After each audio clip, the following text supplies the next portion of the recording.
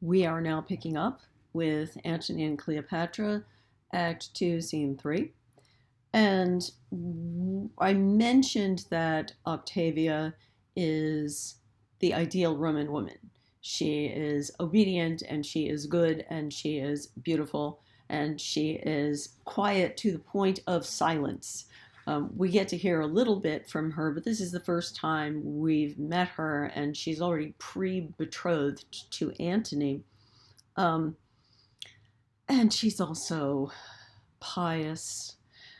All which time before the gods my knee shall bow my prayers to them for you. And Antony says that I have not kept my square, but that to come shall all be done by the rule. Don't have a good reputation, and I promise I'm going to go by what we would call the straight and narrow way from now on. Now, before he said, though I make this marriage for my peace, in the east my pleasure lies. So there's a couple of possibilities there. Either he was lying before, or he's lying now, or he's really convinced himself that he's telling the truth. But one of those things has to happen. He's going to fail, and we know it, and he should know better. And then we see the Soothsayer coming back. Remember the Soothsayer from Act 1, Scene 3. There's really no reason for him to be there except that he's a soothsayer and he's going to say the sooth. It's not the same Soothsayer as in Julius Caesar, but just like the one in Julius Caesar, he is truthful and what he says will come about. Antony greets him. Now, sirrah, you do wish yourself in Egypt? Would I had never come from thence, nor you thither. If you can, your reason? I see it in my motion, have it not in my tongue. But yet hie you to Egypt again. It's kind of funny that the Soothsayer actually tells Antony, in a way, what he wants to hear. He also tells him what he doesn't want to hear. Say to me, whose fortune should rise higher, Caesar's or mine? Caesar's. Therefore, O Antony, stay not by his side. Thy demon that by spirit which keeps thee is noble, courageous, high, unmatchable, where Caesar's is not. But near him thy angel becomes afeard, as if being overpowered, therefore make space enough between you. You are noble and courageous, and you have these virtues that Caesar doesn't have. Caesar, when you dig him down deep, he is not noble. But that's not going to help Antony. Antony, his spirit is fordone under Caesar. Caesar is always going to beat him. And when Soothsayer leaves, Antony acknowledges that, in fact, this is true. The very dice obey him, and the sports my better cunning fates under his chance. If we draw lots, he speeds, his cocks do win the battle, still of mine when it is all to naught. Caesar is just lucky.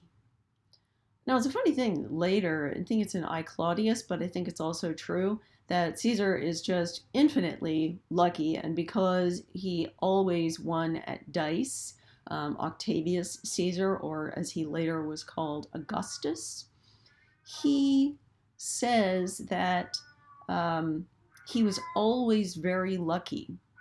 And because of this, he actually cheated to make other people win. When he was taking in his winnings, he usually pretended that he lost more than he did. That's how lucky he was, because he didn't want to make other people feel bad. That characterization of Augustus is not very like the one that we see here in Antony and Cleopatra. But his decision is, in fact, Antony's is to go to the east. And as he says, in the east, my pleasure lies.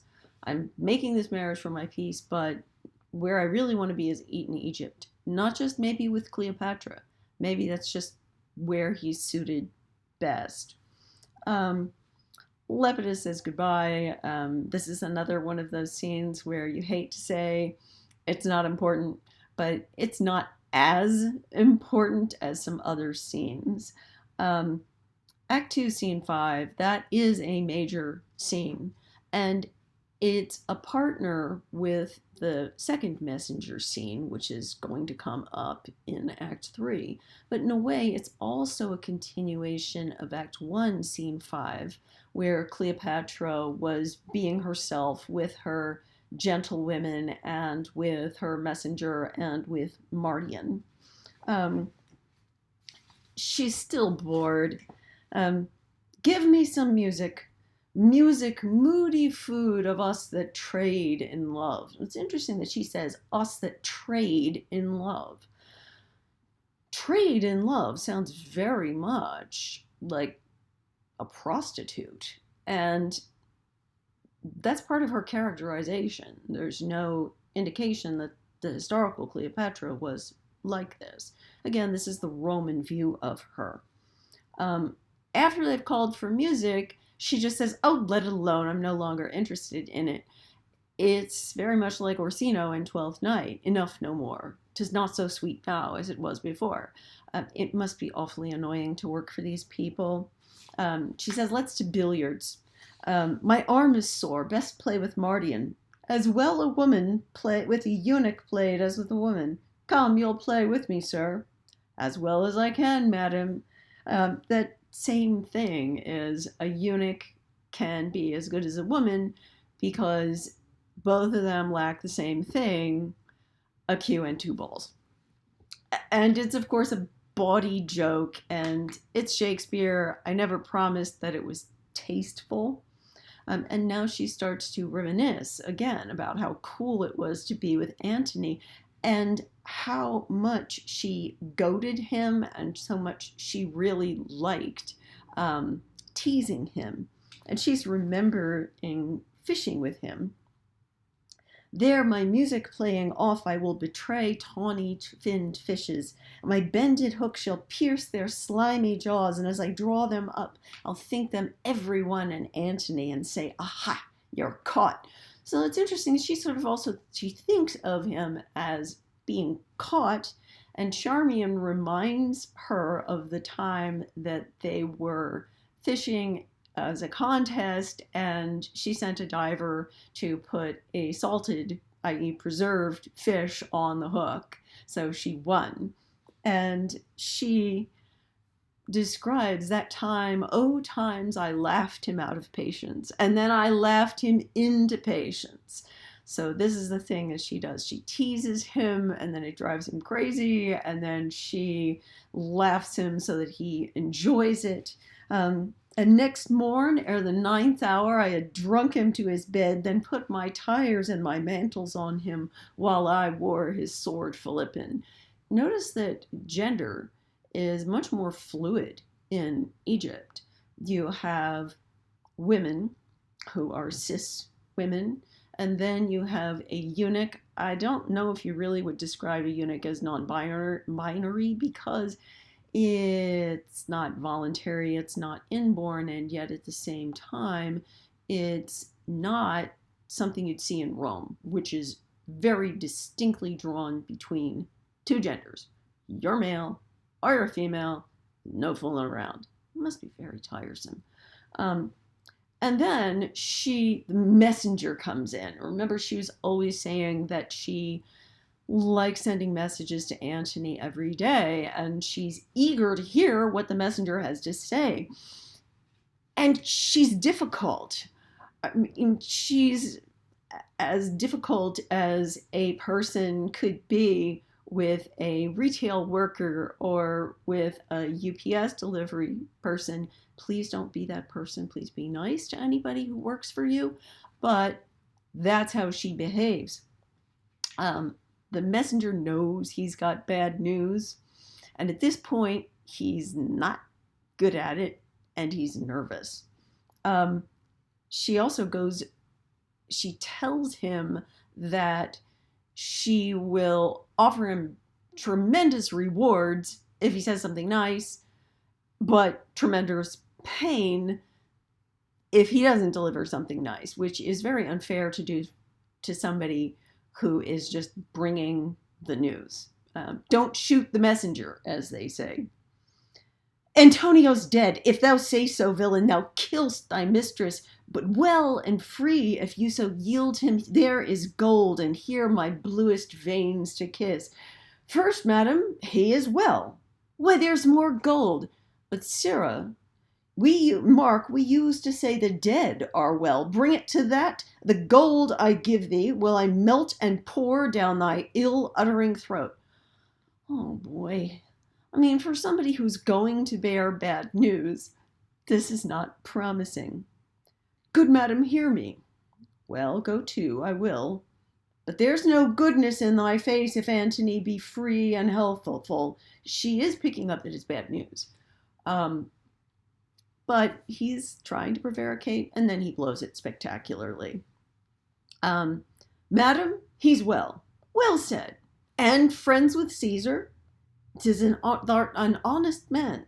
Caesar and he are greater friends than ever. Make thee a fortune from me. But yet, madam, I do not like but yet. But yet, the good precedents, I do not like but yet. It does allay the good precedents, fie upon but yet. But yet is as a jailer to bring forth some monstrous malefactor. Prithee, friend, pour out the pack of matter to mine ear, the good and bad together. He's friends with Caesar, in state of health, thou sayest, and thou sayest free. Free, madam? No, I made no such report. He's bound unto Octavia. For what good turn? For the best turn in the bed. This is another one of those, don't say that. The best turn in the bed. To turn means to have sexual intercourse. This is something that Othello says of Desdemona. Sir, she can turn and turn and turn again. For the best turn in the bed, he's moved from, I don't feel like telling you this, to the most awkward possible way of telling him this. I am pale, Charmian. Madam, he's married to Octavia, the most infectious pestilence upon thee. Now, I can't do all the stage direction sitting here, but she hits him, and then she grabs her dagger and goes after him. This doesn't seem like a particularly noble thing to do, and Charmian points that out to her. Horrible villain, I'll spurn thine eyes like balls before thee, I'll unhair my head. And in the middle of this, she also bargains. If you've heard of the stages of grief, there is anger and denial, and finally bargaining, and then finally you get to acceptance. But she moves from anger to bargaining with the messenger, as though he could do anything about it. Say 'tis not so, a province I will give thee, and make thy fortunes proud. The blow thou hadst shall make thy peace for moving me to rage, and I will boot thee with what gift beside thy modesty can beg. He's married, madam. Rogue, thou hast lived too long. This is when the dagger comes in, and Charmian has to say, stop, stop, stop. They then all run. What mean you, madam? I have made no fault. And in fact, he has made no fault. This is not his fault that he told Cleopatra something she didn't want to hear. But, as she says, in some innocence, escape not the thunderbolt. So she also points out, I will not hurt him. These hands do lack nobility that they strike a meaner than myself. She's called herself back to being queenly. But remember that music, moody food, of us that trade in love, this is like a tavern brawl, like something a low-class person or a thief would do, attacking somebody with their dagger. And it's part of the broad depiction of Cleopatra's character. She is all over the place. They persuade the messenger to come back in. Come hither, sir. Though it be honest, it is never good to bring bad news. Give to a gracious message an host of tongues, but let ill tidings tell themselves when they be felt. I have done my duty. Is he married? I cannot hate thee worser than I do if thou again say yes. He's married, madam. Oh, I should, the gods confound thee, just hold there still. Should I lie, madam? Oh, I would thou didst. So half my Egypt were submerged and made a cistern for scaled snakes. Go, get thee hence. Had thou Narcissus in thy face, to me thou wouldst appear most ugly. He is married? And she says this twice. He's married, as though there were going to be a different answer. And this again, even though there's so much anger in it, really does seem as though there's a lot of grief. If you just keep asking the question, there will be a different answer. And if you have ever received really heartrending news, you know that that can really be the case, that you can ask that question multiple times as though it would be different, as though if you went to bed and got up again, whatever it is will have not happened. And of course, that's not true. Her response of anger may be expressed differently from most of us, and I hope we don't normally pull out daggers and go after the person that sends the news. But nevertheless, it's still that denial that this has happened, right? He's married to Octavia. Oh, that his fault should make a knave of thee. Get thee hence. The merchandise which thou hast brought from Rome is all too dear for me. Lie thou upon thy hand and be undone by him. And Charmian's just trying to calm her down. In praising Antony, I have dispraised Caesar. Many times, madam. I am paid for it now. Lead me from hence. I faint. Oh, Iris, Charmian. Well, she's not putting on the fainting act. Remember the I am sick and sullen and I'm going to cut my lace. There's nobody to show off for there. And then she says, Alexis, go after him. Bid him report the feature of Octavia, her years, her inclination. Let him not leave out the color of her hair. And she also asks, bring him out by word how tall she is. She wants to know the details of the competition. And the messenger, in fact, gets the message, which you'll see when we get to its parallel scene in Act 3. And she also says about Antony, let him forever go. Let him not, Charmian, though he be painted one way like a Gorgon, the other way's a Mars. Now, if you know the story of Perseus, then you know that the Gorgons were Medusa's sisters, and they were supposed to breed terror and horror, and they were very ugly. And yet the other side's a Mars. In some ways, that is the real Antony. Remember the whole thing about Venus versus Mars here, too.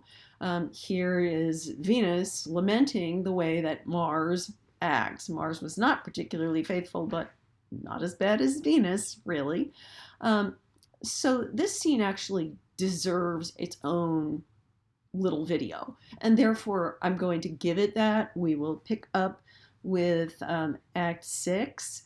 From Act 6 to the end, I always like to call this chunk the known leaders of the world get drunk. So I hope you'll enjoy that.